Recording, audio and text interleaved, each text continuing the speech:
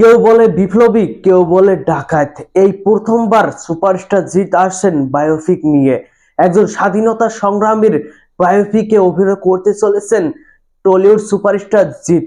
Yes, এই প্রথমবার অনন্ত সিং এর বায়োপিকে দেখা যাবে টলিউড সুপারস্টার জিৎকে। পথিকৃৎ বসুর পরিচালনায় সিনেমাটিতে সুপারস্টার জিৎ অভিনয় করতে চলেছে চলতি বছরের শেষের দিকেই তিনি শুটিং এ যোগ দিবেন।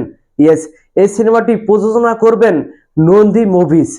কেউ বলে বিপ্লবী, কেউ বলে ডাকাত। এই চলচ্চিত্র দিয়েই কি সুপারস্টার জিৎ আবারও কামব্যাক করতে চলেছে?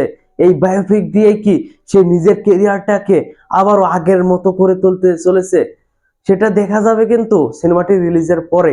তবে জিৎ ভক্তরা এই সিনেমাটি নিয়ে, এই বায়োপিকটা নিয়ে অনেক বেশি আগ্রহী, অনেক বেশি এক্সাইটেড হয়ে গেছে।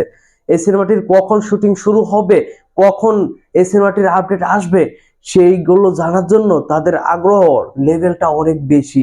যাই হোক, এই পুরো বিষয় নিয়ে আপনাদের কোনো মতামত থাকলে অবশ্যই কমেন্ট বক্সে জানাবেন। আর হ্যাঁ, এটি হবে কিন্তু একটি দেশপ্রেমিক, একটি দেশ ভক্তিমূলক সিনেমা। পুরো বিষয় নিয়ে, পুরো আপডেট নিয়ে আপনাদের মতামত কমেন্ট বক্সে জানাবেন। ধন্যবাদ পুরো ভিডিওটির সঙ্গে থাকার জন্য।